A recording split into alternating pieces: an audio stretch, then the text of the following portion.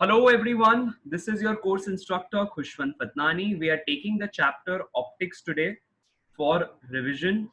So here is the title and let us start off.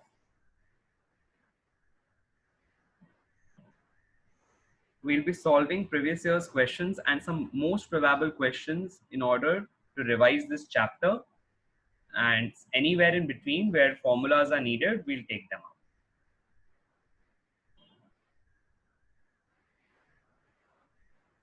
All right. So here goes the first question. The first question is from AIPMT 2015. Please take down the question. Question says refracting angle of a prism is A. The refracting angle is given as A.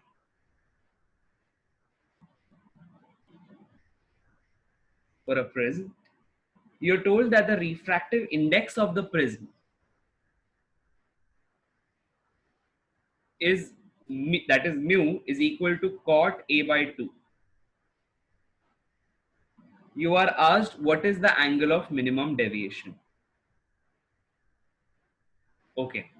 So Atul, any cues how should we solve this question? Is there a relation between minimum angle of deviation and A that we know, which we can use to solve this question? Try remembering. There is a formula in prism that we have read. The formula is mu is equal to sine of delta minimum plus A by 2 whole by sine of A by 2. Right? Do we know this formula, Atul? Yes, sir. Yes, sir. Okay, just substitute the values, see if you get the answer.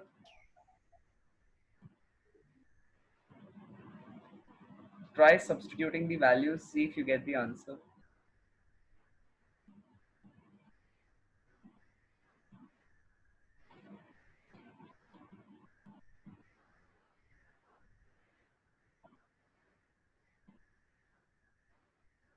So cot, we can first write this is equal to cot of A by 2.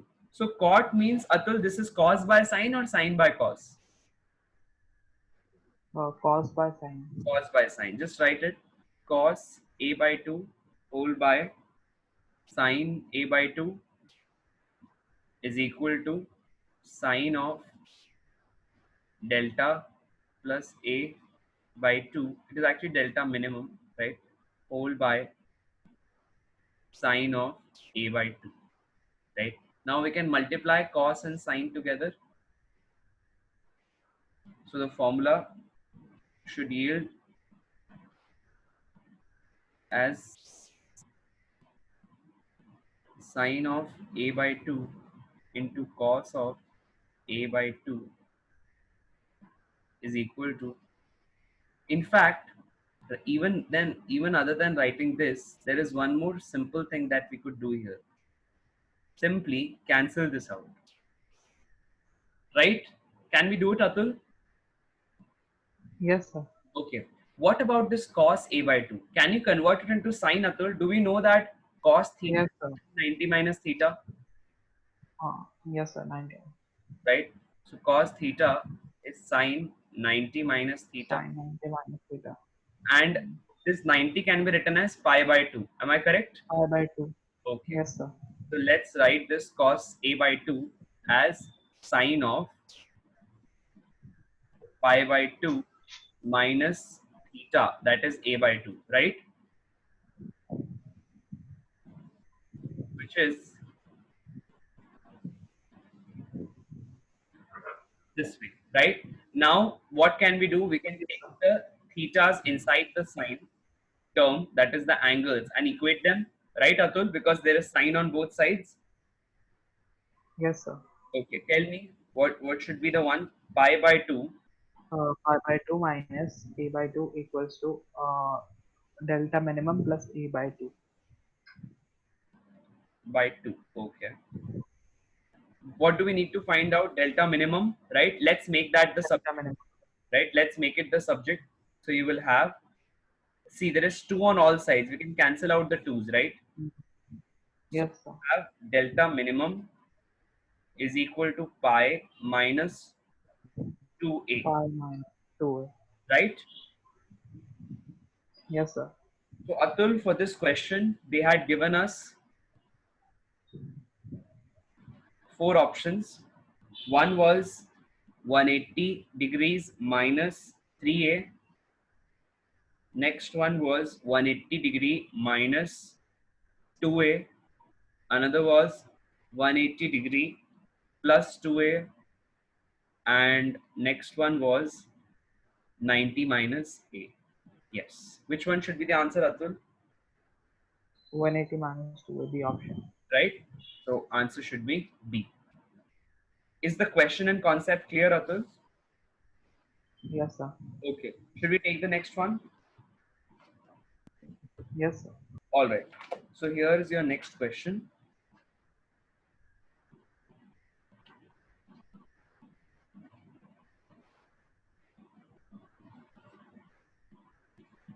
So let me turn the sheet.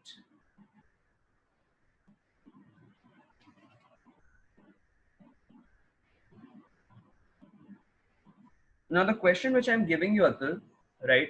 This one is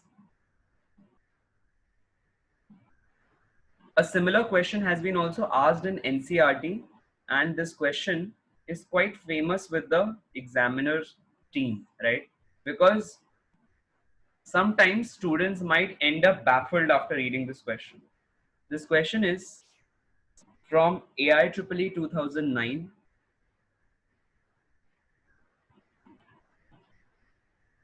The question says that a transparent solid cylindrical rod has a refractive index of 2 by root 3.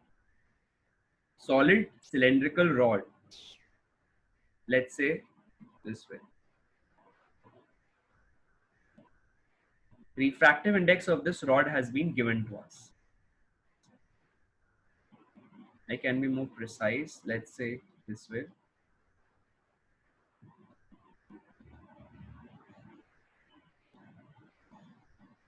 So for this rod, we have been given with the refractive index. Now, it is told that it is surrounded by air. There is air outside. So automatically it means the air has a refractive index of how much, Atul?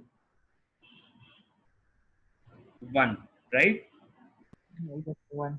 Now, it is told that the light ray is incident at the midpoint of one end of the rod. So there is a light ray which is incident at midpoint of one end of the rod. Let's say over here. This is how a light ray is incident, right? Now I'll try to draw the axis of the rod this way. Let's say this is the axis and this angle is theta, right? This angle is theta. Now we are told the incident angle theta for which the light ray grazes along the wall of the rod. I will write this. The incident angle theta, the incident angle theta for which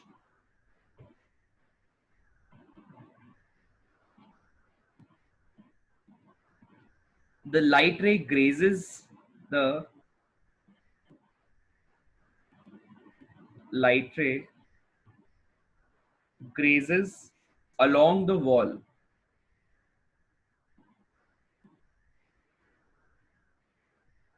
is. What does grazes along the wall mean, Atul? What should happen to the light ray after entering this one? I think it should move along the wall. Move along the wall. What does that mean? What should happen inside the wall? Total internal reflection, right? Total internal Yes, reflection. So what is the condition for total internal reflection? Total internal reflection happens when a light ray, first condition, is traveling from denser to rarer medium. This is one case. Second, if the angle of incidence is greater than critical angle. Am I right, Atul? Yes, sir. Now, when we are talking about grazing angle or the angle for which the light ray will enter the medium, right? Let's say it bends towards the normal, right? Let's say it bends towards the normal. Now, after bending towards the normal, let's say at some angle here, the light ray will get reflected inside. This will be called as total internal reflection because this is denser and this is rarer medium. But what condition are we looking for is we want this light ray to just move along the wall this way. That is, we want the angle of refraction to be just 90 degree, right? Angle of refraction to be just 90 degree. Are we clear with this, Atul? Yes, sir. Okay. So tell us the approach. How should we go about it? First, should we apply Snell's law at this point? See, wherever there are refraction taking place, no, all those points, there we can apply Snell's law, right? There we can apply Snell's law. Should we apply Snell's law here, Atul, at the 2 points A and B? Should we go for it? Yes, sir. Okay. Yes, So sir. let us take this angle. Let us take this angle as R, right? Let us take this angle as R. Now, what does Snell's law says? If the refractive index on this side is, let's say, mu1, on this side it's mu2. So Snell's law says mu1 into sine theta is equal to mu2 into sine of r. Can I write this for the Yes. refraction taking place at point A, right? We can write this, Atul? Yes, sir. Okay, great. Yes, sir. Yeah, do we know the values of mu1 and mu2? Do we know the values of mu1 and mu2? Yes, sir. Mu1 is 1 and mu2 is 2 by 2. Just a minute. Right. Mu1 is 1, very good. And mu2 is 2 by root 2 by root 3. So we have sine theta upon sine r is equal to 2 by root 3, right? Okay. 3. Now, Yes, sir. let us say this point where we have marked second refraction, let us say that is B, okay? And there this angle, which is made by the normal and the incident ray. So this particular angle, this one, this angle is alpha. How much is it, Atul? Alpha, right? Now let us try to apply Snell's law at point B. Again, we will have mu2 into sine of mu2 into sine of alpha is equal to, tell me, mu1 into mu1 into sine 90. sine of 90. Very good. So mu2 will be equal to 2 by root 3, right, into sine of alpha is equal to mu1 is 1, right? Atul, correct? Yes, sir.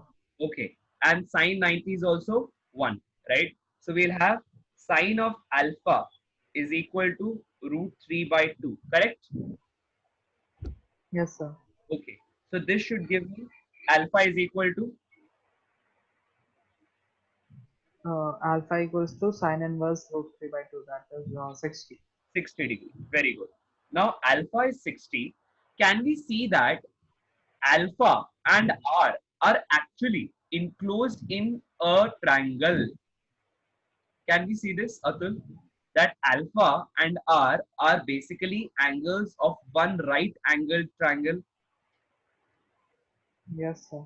What does this mean? That r plus alpha is equal to Alpha equals to 190. 90 degree. Yes, sir. Okay. This means that r is equal to 90 minus alpha. Correct? Yes, sir.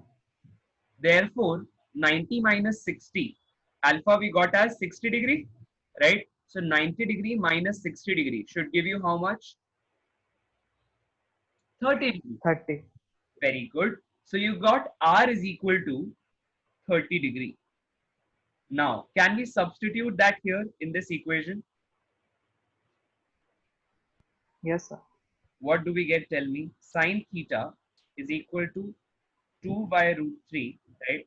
Is equal to, or in fact, 2 by root 3 into sine of 30 degree, which is equal to half, right? Yes, sir. And 2 will get cancelled, right? So we will have Yes, sir. sine theta is equal to 1 by root 3. Am I correct, Atul? Yes, sir. Okay.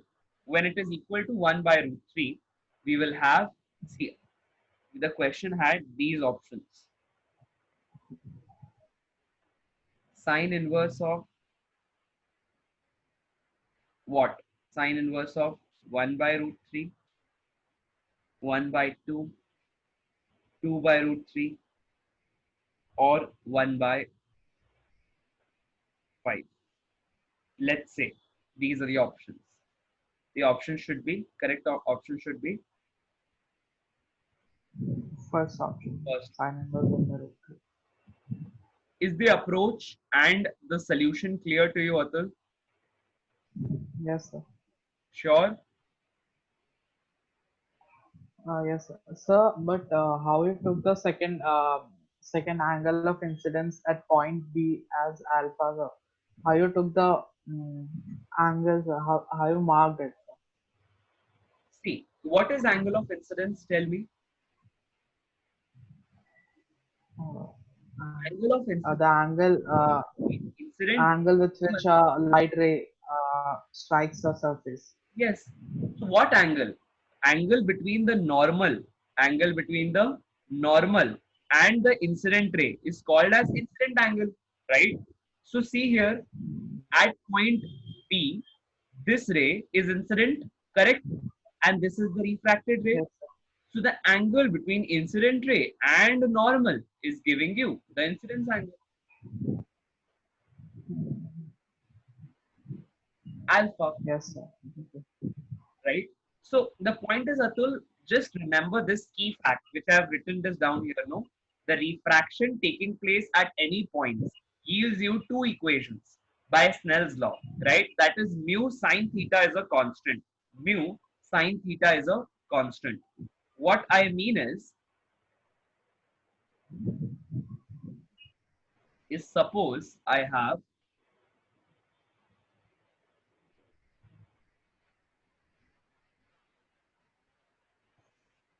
a surface between two mediums, which I called as interface, right? A surface between two mediums, which I'm calling as an interface. A light ray comes and strikes here, right? Irrespective of which medium is it going from and to, let us take this as the normal. Now, of course, the light ray will bend if the optical intensities of the two mediums are different. The light ray will bend. Let's say it bends away from the normal, right? Let's say it bends away from the normal. When should this happen, Atul? When the light ray is going from denser to rarer, Denser to rarer. right? Yes, sir. Now, how do we take the angles? We always take the angle between the ray and the normal. Let's say this is the normal n dash, right? And this is the incident ray. This is the refracted ray. So I will have the angle between incident ray and the normal. This angle will be called as incidence angle, right? Correct? Yes, sir. Yes, sir. This will be equal to, let's say, alpha. Let's say the angle between the refracted ray and the normal is beta. So we will call this as refracted angle, right? Angle of refraction. Are we correct, Atul? Now, Yes, sir. suppose refractive index on this side where alpha is being formed, that is mu alpha. Refractive index on the other side where beta is being formed, their refractive index is mu beta. Now, Snell's law says that Snell's law says that mu into sine of theta is a constant at any interface of two mediums. At interface of two mediums where light rays traveling from one to another. This is the point, Atul. This is the point. Now, suppose I write mu 1 into sine of alpha 1. This will be equal to mu 2 into sine of alpha 2. But in our case, we have taken this as mu alpha sine alpha. This should be equal to, Atul, mu beta into sine beta, right? Is the concept clear now, Atul?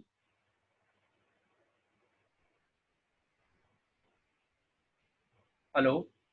Atul, is the concept clear to you now?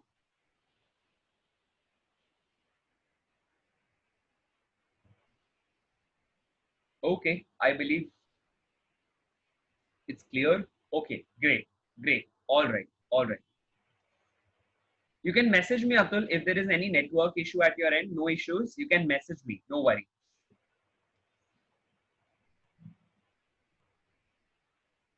I hope it's clear, right? So let's take the next question.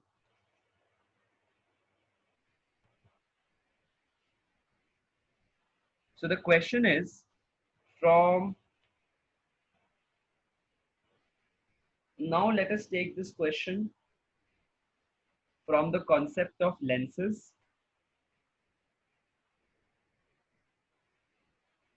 You are given that there is a plano-convex lens.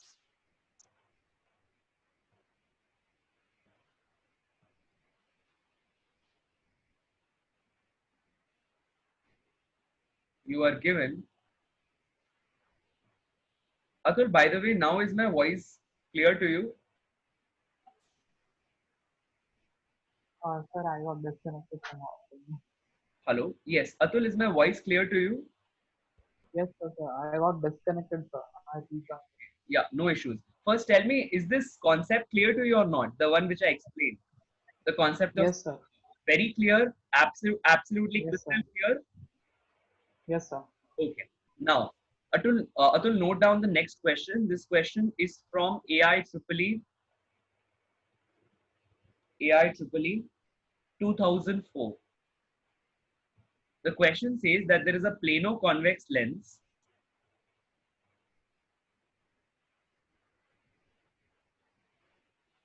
right, which has a refractive index of 1.5 and it has a radius of curvature of 30 centimeters. It is told that it is silvered at the curved surface.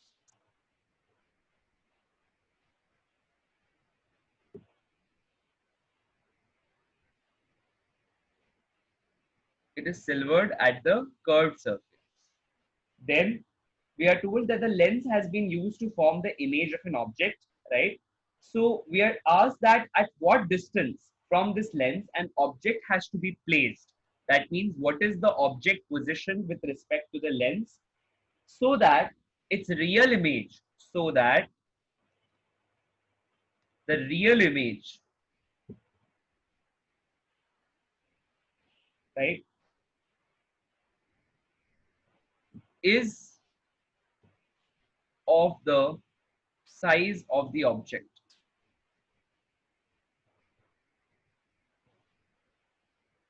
So that the real image is of the size of the object. Yes. Can you try to figure this out, Atul? How should we go about it?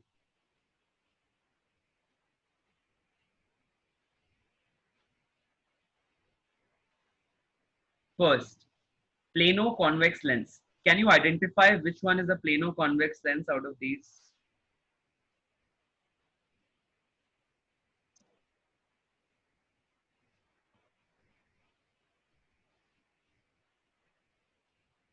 At least which one seems to you as the plano-convex lens?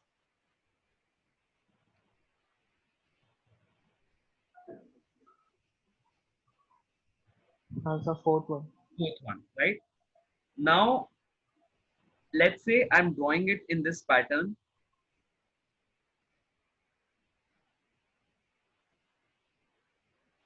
So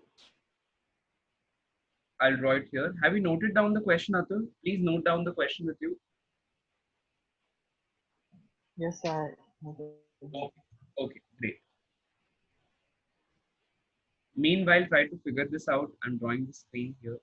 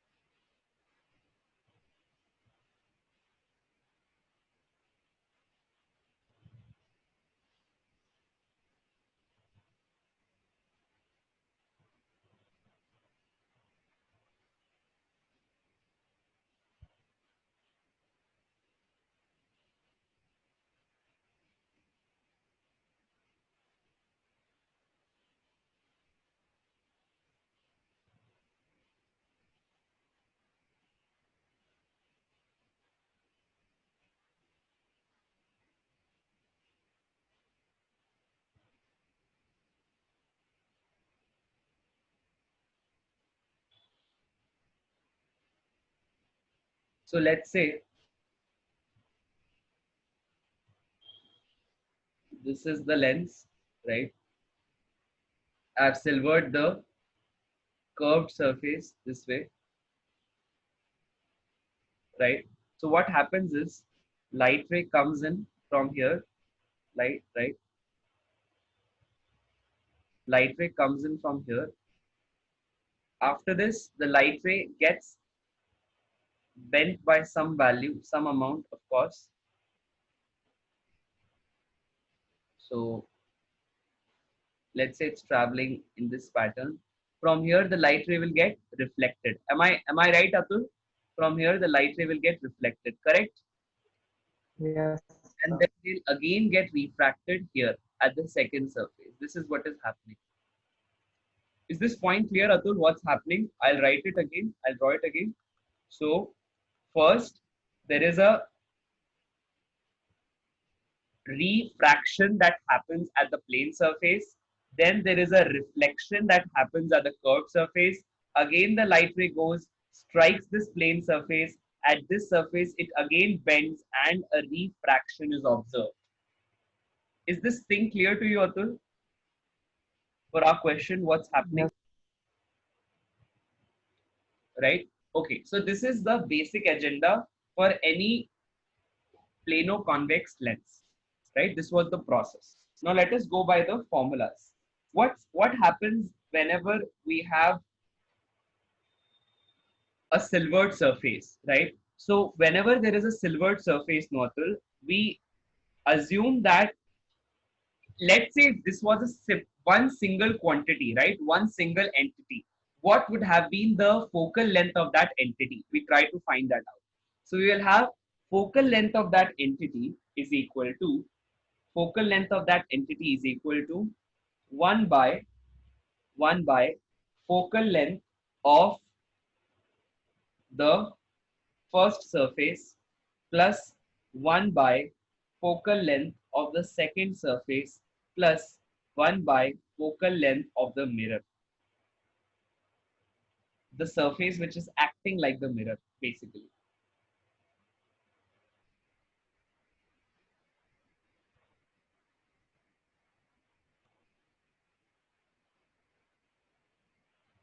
Is this point clear to you, Atul?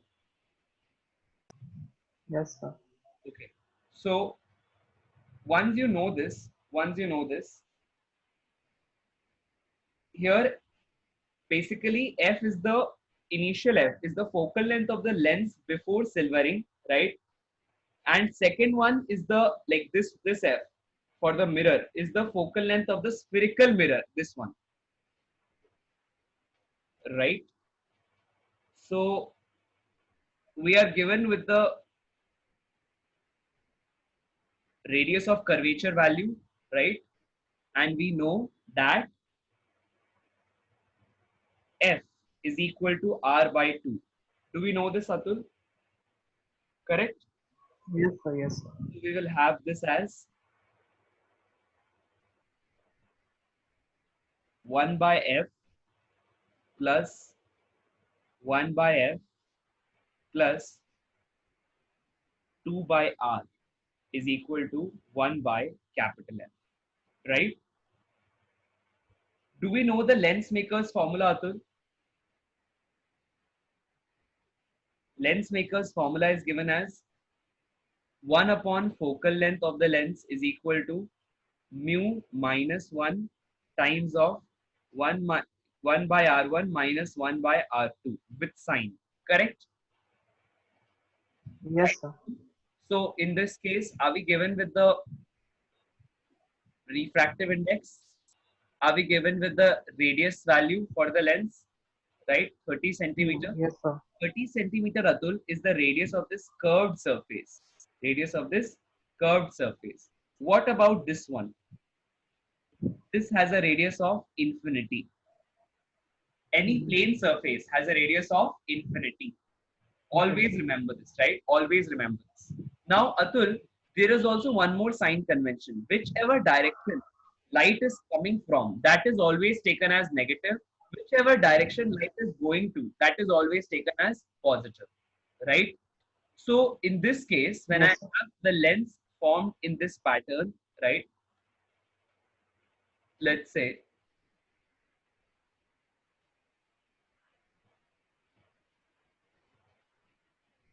now light is coming from here. So all the distances which are measured towards the left, all the distances which are measured towards the left will be negative. All those which are measured towards right will be positive. Tell me, Atul, if I want to find out what is the radius of curvature of this part of the lens, this one, the curved part, which side will it come into, negative or positive? Negative. Negative, right? So since it's coming towards the negative side, I will write this as the okay, so R1 is the surface at which the light strikes first. Tell me which surface is the light striking first? Plane surface, correct? Thank you. Yes, sir. R1 will be equal to infinity. How about R2? Infinity. R2 will be equal to minus of 30. Minus 30. Substitute it and substitute mu is equal to 1.5. See, the answer will be something like this. 1 by F is equal to 1.5 minus 1 whole into 1 by infinity minus of minus 1 by 30, correct? So you will have 1 by 2 into 1 by 30 is equal to 1 by capital F. 1 by, in fact, 1 by length, focal length, small f, right? So focal length comes out to be, comes out to be 60 centimeters. Are we clear with this, Atul? Yes, sir. This is the focal length for the entire mm, lens. Okay, yes, yes, absolutely. See, what I'm trying to tell you, understand this, okay? So basically, what I have written, when I've written 1 by f1 and 1 by f2, what do I mean here? Tell me how many times is refraction taking place, Atul? In this entire 2 times. 2 times refraction is taking place, right? So I'll have two terms for refraction. Two terms for refraction. How many times is the reflection taking place? 1 time. One time, right? So I'll have one term for reflection. Is the point clear, Atul? Now, where Yes, sir. where f1 and f2, and in fact f, this entire term f represents the focal length of the lens, focal length of the lens, this particular lens through which the refraction is taking place first, then reflection. So we are talking about the focal length of this plano-convex lens. Suppose light was allowed to enter it as well as leave it. Suppose now, right now, this is a special scenario. where light is able to enter it but is not able to leave it from the same end. Rather, it is getting reflected back. But let us say the light was allowed to get like refracted onto the other side. In that case, what would have been the focal length of this lens? That is equal to f. That is equal to f. Is the point clear, Atul? Yes, sir. Sure? Should I re-explain it? Yes. Confident? No, Or should sir. I re-explain it? Yes, sir. So this is the we found this f as 60. So this is the focal length of the lens Of the of if the the plane. light passes through the Yes, lens. it is basically the focal length of the plano-convex lens. Simple. See, Okay, okay, yes, when sir. there is a lens, whenever there is a lens, any normal lens, right? You talk about convex lens, concave lens, it is bound to happen that whatever light will come inside will go outside also, right? Hmm. Always this will Yes, happen. sir. So in that scenario, this is the focal length. This is the focal length. But Yes, sir. now that this lens has one silvered surface,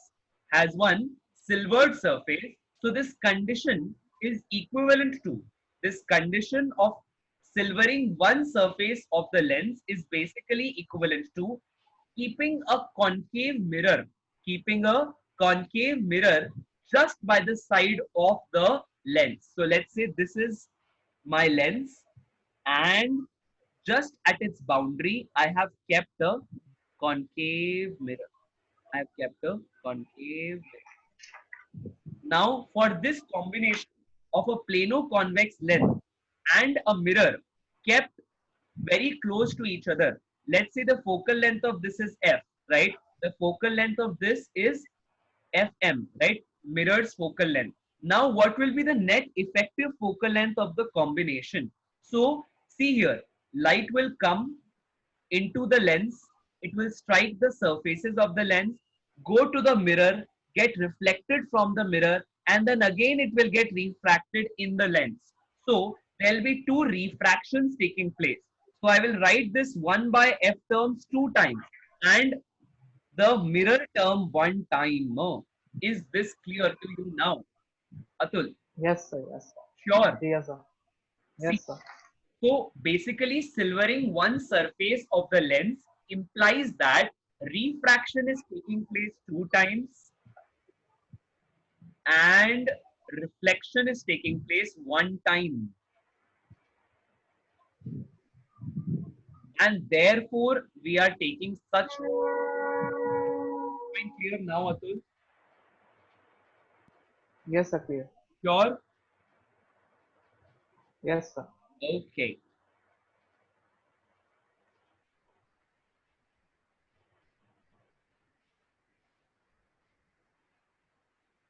Okay. So now that we have got the value as, just let me check, are we going wrong somewhere or have we done it correctly? The focal length is 60, right? But this is the focal length 60. Okay, right. Okay, right. Now let us substitute it over here, Atul. Let us substitute it over here.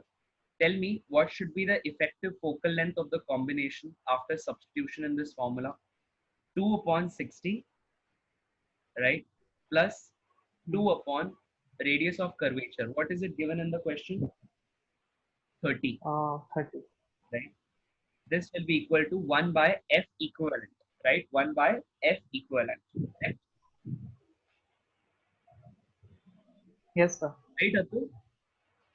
Yes, sir.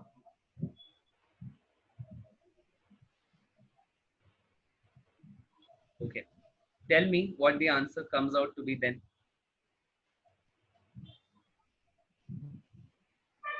Go ahead, tell me. So we have one, 10. yeah, I'll write it in the next page. It comes out to be 10. Brilliant. So we have F is equal to 10. Now,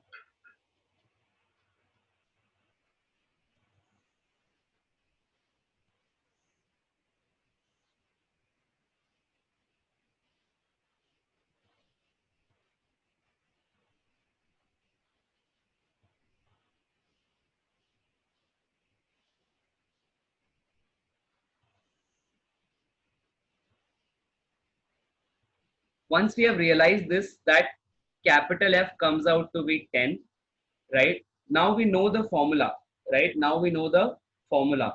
We are told that size of the object. See here in the question, what has been told? We have been told that the size of the real image is equal to the size of the object, right? So we know that image size by object size is equal to V upon U. We know this formula, right, Atul? Yes, sir. Okay. Now with a negative sign here, right? So basically the point is when object size and image sizes are equal, that means I will be equal to O, which means that V will be equal to minus of U, right?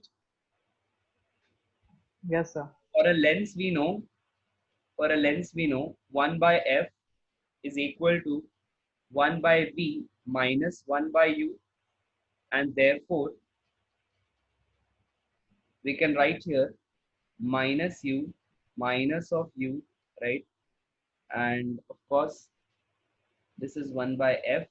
The 1 by F value we have got as 1 by 10. This is equal to minus 2 by U. So the U value should come out to be minus 20 centimeters. I have put a negative sign here, Atul, because real image is being formed, right? Whenever there is real image formed, we put a negative sign over here, right?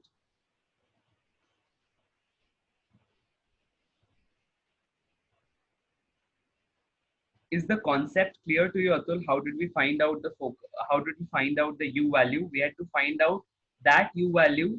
We had to find out that U value for which the real image is of the size of the object. See, forget the sign. Let's forget the sign. Let us first remember that when I is equal to O, V will be equal to U in magnitude, right, Atul? Yes, sir. Now, just have a look here.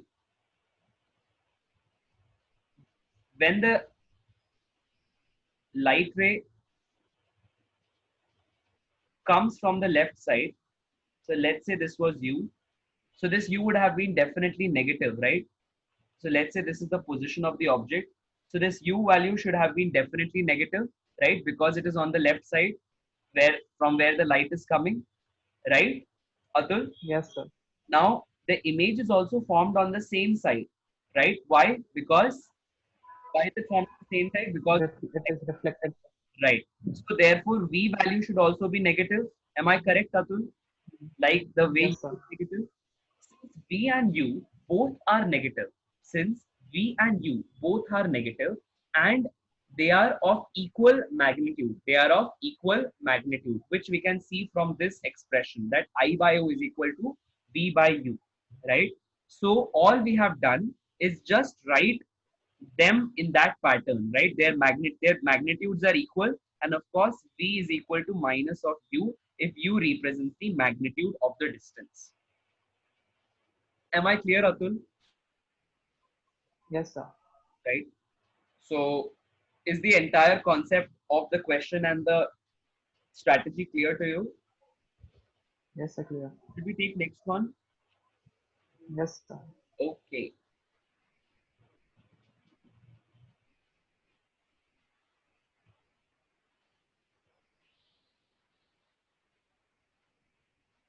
So here's the next question. This is also very famous question among the examiners. This is from AIEEE 2005. The question says that there is a fish in the tank which is looking through the water and sees the outside world contained in a circular horizon. So let's say this is the pot, right, in which the fish is contained.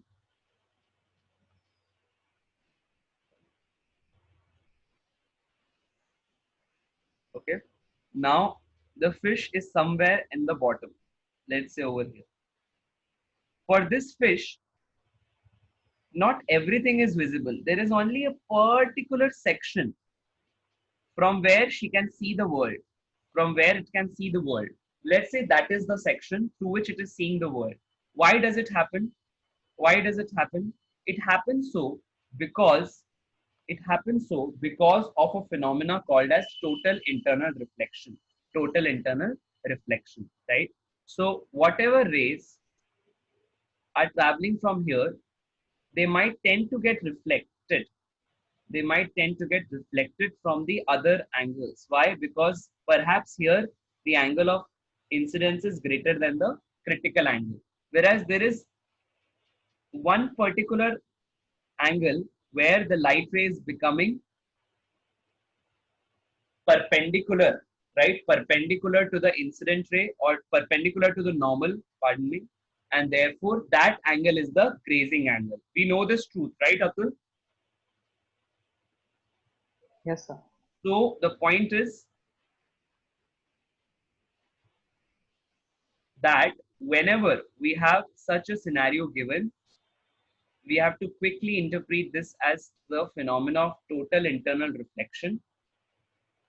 We have been given that there is a fish which can look through the water only through a given surface area, right? Only through a given surface. It is given that the refractive index of water is equal to 4 by 3. It is told that the fish is 12 centimeters below water. So let's say I draw the fish over here. It is 12 centimeters below the water surface. Now, here is the fish. Okay. You're asked what is the radius of this circle through which the fish can see the world. Through which the fish can see the world. I've given you the hint by telling that total internal reflection is taking place.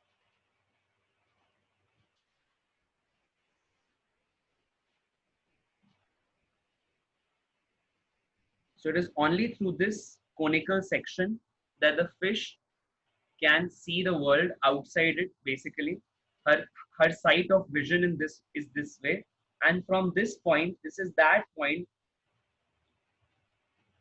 that grazing point about which the ray of light will get refracted normally, normal to the perpendicular to the surface, this way. Is the question clear to you, Atul? Yes, sir. Any ideas how will we solve this? No, sir. See here. So we have this point, right? Let us draw the normal here. Let us draw the normal here. Okay. Now, I'll draw a triangle.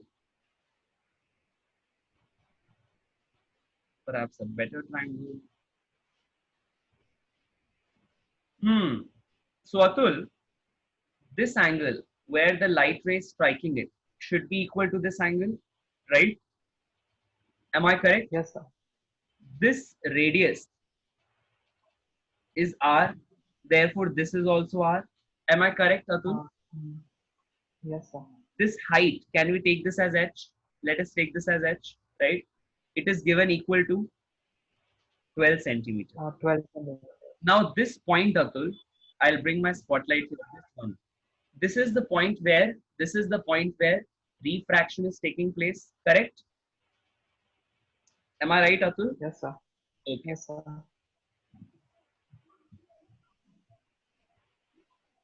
Now, this is where refraction is taking place. Tell me what is the incident angle if I make this as theta? What is the incident angle theta at this point? Yes, sir. What is the refracted angle? 90. Just apply Snell's law. Simple as that. Tell me. Mu inside water is given by mu1, 4 by 3.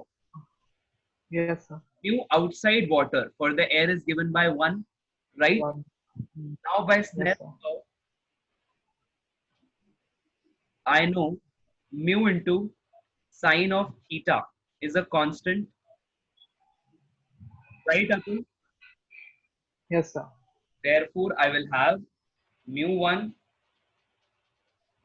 into sine theta is equal to mu2 into sine of 90. 90. Now mu1 value is 4 by 3, Mu1 is 4 by 3. okay, into sine of theta is equal to mu2 is 1, 1. sine theta is 1. Therefore, you get sine 90, I mean, right? Therefore, you get sine theta is equal to 3 by 4. Am I correct, Atul? Yes, sir. For this triangle, which we have drawn here, can you derive the value of sine theta in terms of r and h? Yes, so sine theta is equals to r by under root r square plus h square. Absolutely. You can also find out tan theta directly from here. See, what's the value of tan Mm. theta from this expression? Try to figure it out. Tan theta is 3 by 5. 5. Let's try to see. Sine theta, right? Let's say this is theta. This is perpendicular. How much? 3 upon hypotenuse, that is 4, right? So what should be this base? Tell me. 5 Think again. Under root of 4 square minus 3 square, right? minus 3 square. Right? Yes, sir. Yes, sir. Tell me 16 minus 9 16 minus 9. is 7. So this 7. is Root 7. root of 7, right? Mhm. So we will Yes, have sir. tan theta is equal to 3 by root 7. 3 by root 7. Okay. Sure? Because I think you were saying Yes, sir. 5 initially. Mm, Sir, that should be the if 4 would have been the base, then 5 would have been the hypotenuse. Yeah. So sometimes we need to think just according to the question, right? Okay. Yeah. So is this point clear, Atul? Tan theta is equal to 3 by Yes, root sir. 7. Are we clear until this point? Yes, sir. Now, from this triangle, this one, tan theta value is given by r by h, correct? Yes, sir. This is equal to how much is tan theta? How much did we get in number 3 by root 7? 3 by root 7. Okay, now we'll get the value of r, right? R is equal to 3 into h times of or 1 by root 7, right? So you'll have Yes, sir. 3 into h. What is the height or what is the depth of the fish below the surface? 12 centimeters. 12, right? Yes, sir. So 3 into 12 by root 7. Tell me, what's the radius? R value is, Uh, R is 36 by root 7. are Yes, you sir. sure? See, be sure and say, Atul. Don't just say what I'm writing. Be sure. Is R 36 by root 7? Check it yourself. Yes, sir. Okay, right. So we got that R value is 36 by root 7. Is the question and the concept clear to you, Atul? Yes, sir. So can you explain again how total internal reflection is being used here? The point is, Atul,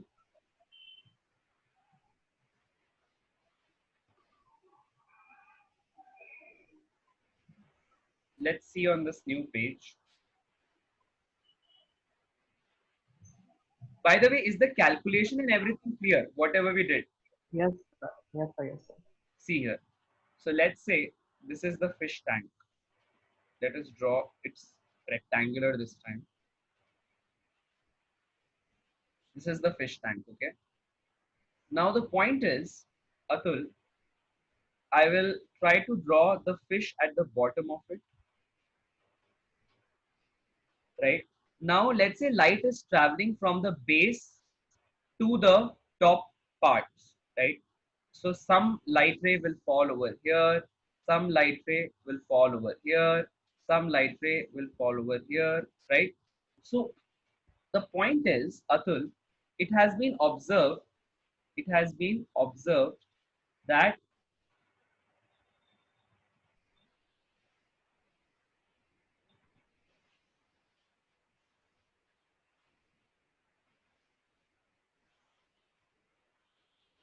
some particular light rays get reflected and some particular light rays get refracted from this surface. How does it happen? See, it was observed that it was observed that these rays which were towards the corners, they got reflected. They got reflected, right? Some rays which were in the center, they got refracted outside. They got refracted outside.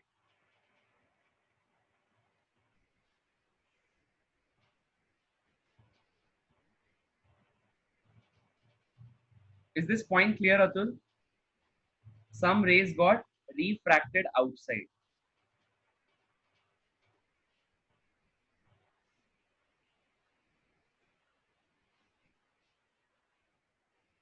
Is this point clear, Atul? Yes, Whereas sir. some rays were found to graze along the angle, graze along this surface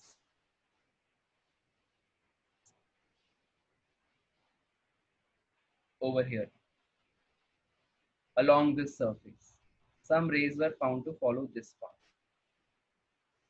Then when they tried to analyze the angles of incidence of all of these rays, they found that here, here, and here, the difference was, the difference was for, let's say, ray 1, ray 2, and ray 3, it was found that the angle of incidence for ray 3, let us say theta 3, this theta 3 was greater than critical angle. So whenever angle is greater than critical angle, what happens, Atul?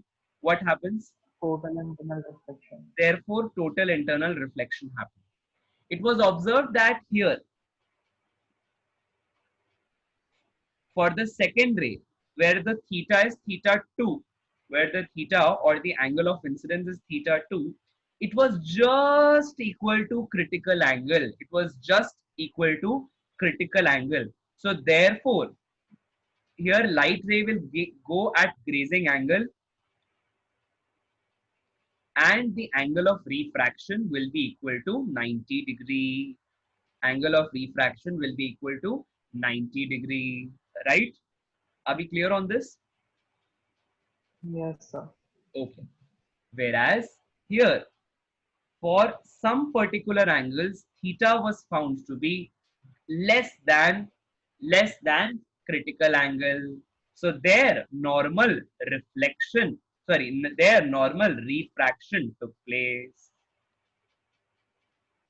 So this is how there was one particular surface area for which there was one particular surface area for which refraction was taking place. Beyond this, reflection started taking place. So this is that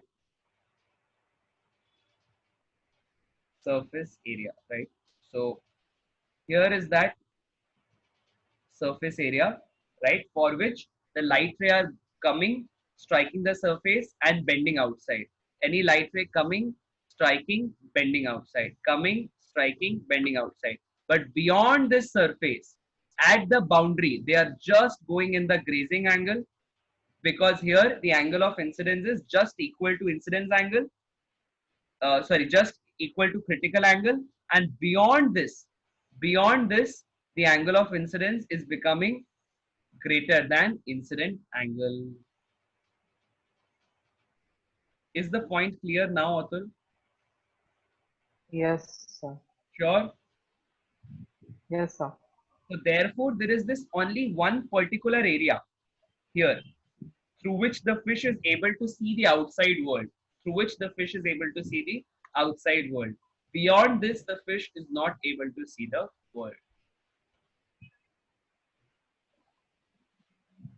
Point clear, Atul? Yes, sir. Clear. Sure. Do you want me to explain it again? Yes, sir. No, sir. No, sir. Okay, great.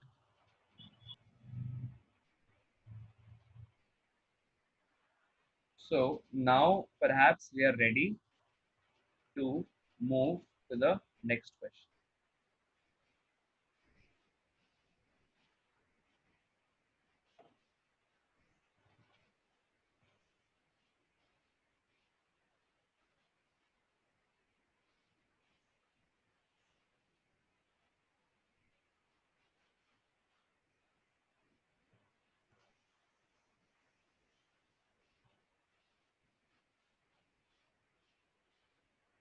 right? So just a minute.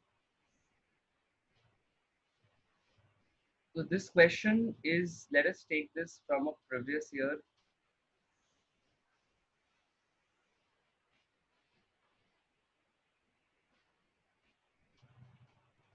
right? Let us take this question from wave optics now. So this question is from Young's experiment. Atul, remember Young's experiment is a topic from which you will get questions every year. So when you're revising, Atul, please make sure you'll always revise Young's experiment before exam very thoroughly, okay? So we have this question from CBSE AI PMT 2015, right? The question says there are two slits in a Young's double slit experiment which have widths in the ratio. The widths of the slits are in the ratio 1:25. So let's say if this width was equal to D1, let's say this width is of the ratio D2,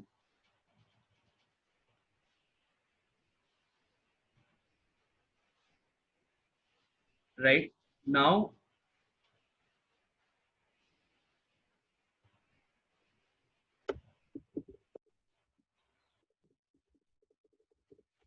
just a second.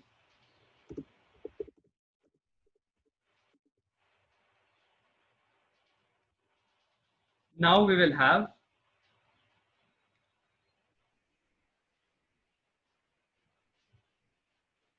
we are told the ratio of intensity at the maxima and minima. The ratio of intensity at the maxima and minima is. So on the screen, of course, you will see that there are some maximas and minimas formed, right? You need to find out what is the ratio of intensity at the maximas. This is the maxima and this is the minima, right? So you need to find out what is the ratio of intensity of light which is formed at the screen between the maxima and minima. Yes. What should be the approach, Atul? How should we go about it? So, See, so we can find yeah, amplitude or something. there is a formula. There is a formula between maximum intensity of light and minimum intensity of light on the screen. Suppose intensity of light from one of the bits is I1, suppose from the other it is I2. Then there is a formula that which says under root I2, I max is to I minimum is equal to under root of I2 plus under root of I1 under root of I2 minus under root of I1 whole square. Do you know this formula, Atul? Yes, sir. Yes, sir. Okay, just apply this, and substitute the values in order to get the answer, right? In order to get the answer. So here intensities will be basically in the ratio of widths. You are given that D1 is to D2 in the question is equal to 1:25. Let's say 1:25. So now you have to find out the values, right? So now the point is when the widths are in the ratio 1:25,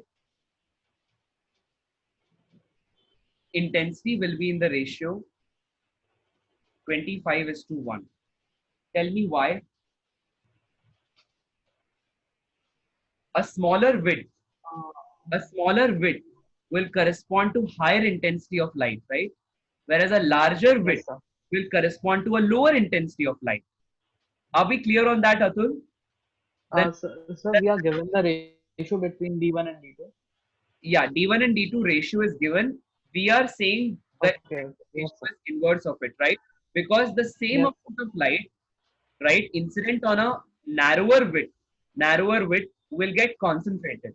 Whereas the same amount of light which is incident on a larger width slit will get diluted. Are we correct, Atul? sir. Yes, sir. So basically the point is the narrower is the width, the higher is the intensity, right? Yes, sir. I see that width. So in the question, you were told about the width of the slits, right? You were given their ratios. Using that, we found I1 is to I2. All that we have to do is now substitute this here in this formula and find the answer, right? Can we do this, Atul? Can we do this? Yes, sir. Yes, sir. Right? So you will get the answer as for this question. It should be, it will come out to be 9 is to 4. I max is to I minimum will come out to be 9 is to 4. So please try this out, Atul, and let me know if you have any queries. Right? Should we go to the next one? Yes, sir. All right. So here is your another question on a similar pattern, right? Again, Young's experiment from NEET 2016.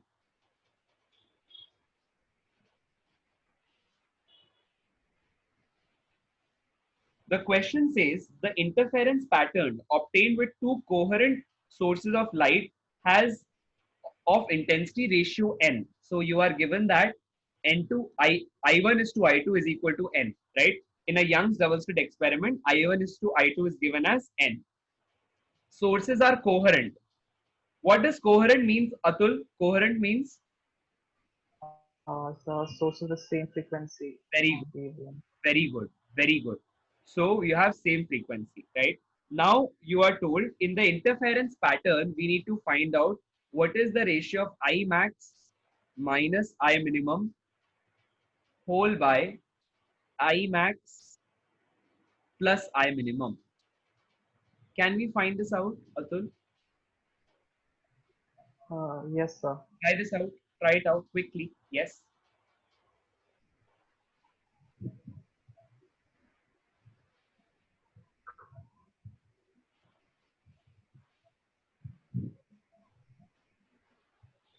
What will you do? You know the formula, right? You know this formula, right? From this Hmm. formula, let us first find out what is the I max is to I minimum value. I max is to I minimum value. So let us, in this formula, let us divide the numerator denominator by I1, right? Or let's say root of I1, whatever. Can we do that, Atul? Yes, sir. Yes, sir. Right? Or you can do one more thing. There is something called as componendo dividendo. Do you know what is componendo dividendo? Yes, sir. So let's say if I have I max is to I minimum is equal to A by B, then we can write I max minus I minimum whole by I max plus I minimum.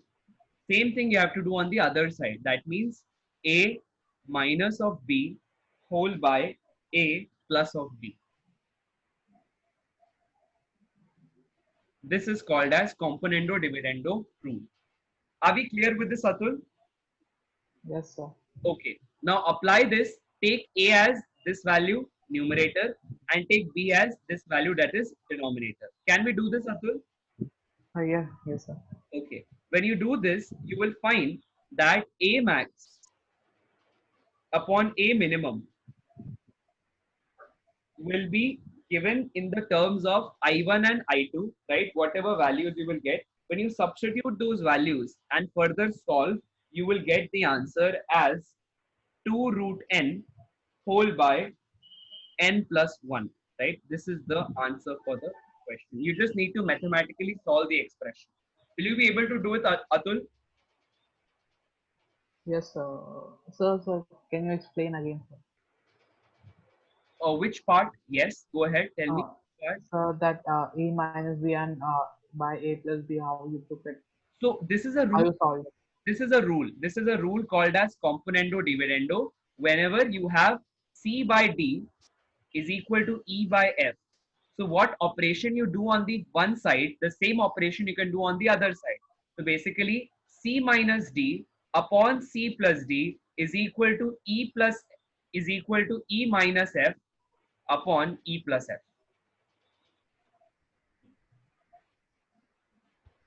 This is a rule which is called as componendo dividendo. So that rule is the one which I have applied in this case. See, we had I max minimum equal to A by B, right? So all I have done is take numerator minus denominator, numerator plus denominator, numerator minus denominator, numerator plus denominator. So what you do on one side, the same thing you do on the other side, right?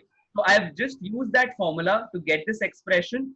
Coincidentally, this is what we wanted, right? This is what we wanted. So a minus b upon a plus b is what you need to find out, and do this with a as this value, with b as this value, find it out, right? And substitute I1 as n, I2 as 1. Do it that way, or just substitute I1 is to I2 as n in this expression, and you will get the answer. Are we clear on this, Atul? Yes, yes, Can you yes. try this out? Or should I solve? No, sir, I will try to.